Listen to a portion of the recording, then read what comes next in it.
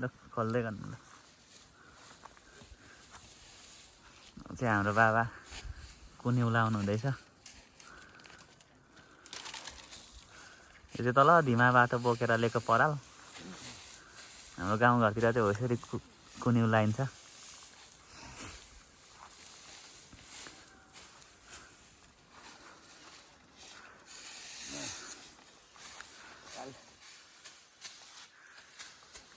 त निकै दिन लगाएर बोकेको पराल पो छैन त तल गोठ भरायौँ अनि लाग्यो यसरी पुला बनाएर बोकिन्छ हाम्रो गाउँघरतिर चाहिँ यसरी पुला धान झाटिन्छ अनि पुला बनाएर बोकेर अनि घरमा यसरी कुन्यु लाइन्छ पल्लोपट्टि पनि छ पराल चाहिँ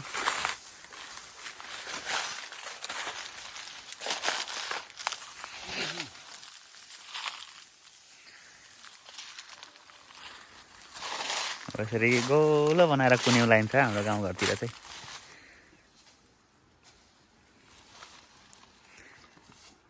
पराल बस्तुलाई पछि खुवाउनुको लागि ब्रोइलरलाई हाम्रो त धेरै लाग्छ पराल चाहिँ गोरुलाई खुवाइन्छ ब्रोइलर कुखुरालाई काटेर लाइन्छ त्यही भएर धेरै लाग्छ अझै पनि पराल ल्याउनु बाँकी छ अनि पराल लिइसकेपछि लाग्दाखेरि कुन्यु अझ ठुलो हुन्छ अग्लो हुन्छ यसरी पुला बनाएर ल्याइन्छ अनि राखिन्छ यो चाहिँ यसरी राख्दा चाहिँ पछि पानी पर्दा पनि केही हुँदैन माथिबाट छाना हालिन्छ अनि छाना हालिसक्दाखेरि पानी पर्दा पनि केही हुँदैन हप तरेर जान्छ अनि हाम्रो यहाँनिर अमला छ अमला खतरा फलेको छ उँभो पनि छ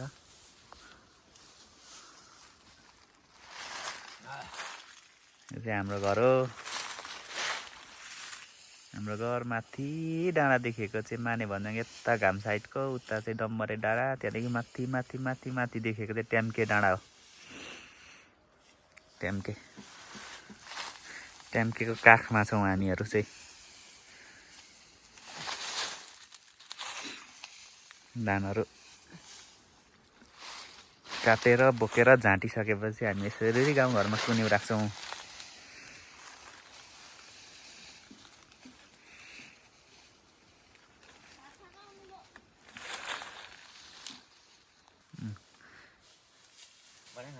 कुन्युमा चाहिँ फेरि यसरी माथि गुब हाल्नुपर्छ खान्नुपर्छ यसरी नत्र भने लड्छ र कुन्यु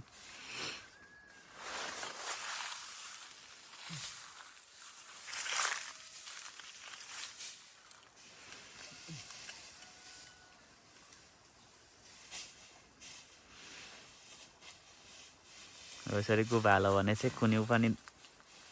निकै हुन्छ डर लड्दैन पनि होइन यसरी खादियो भने राम्रो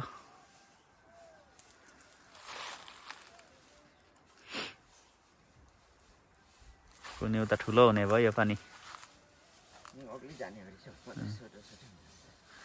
यो त अब यो त निकै अग्लो हुने भयो धुरी राख्ने बेलासम्म त अझै ल्याउनु छ पराल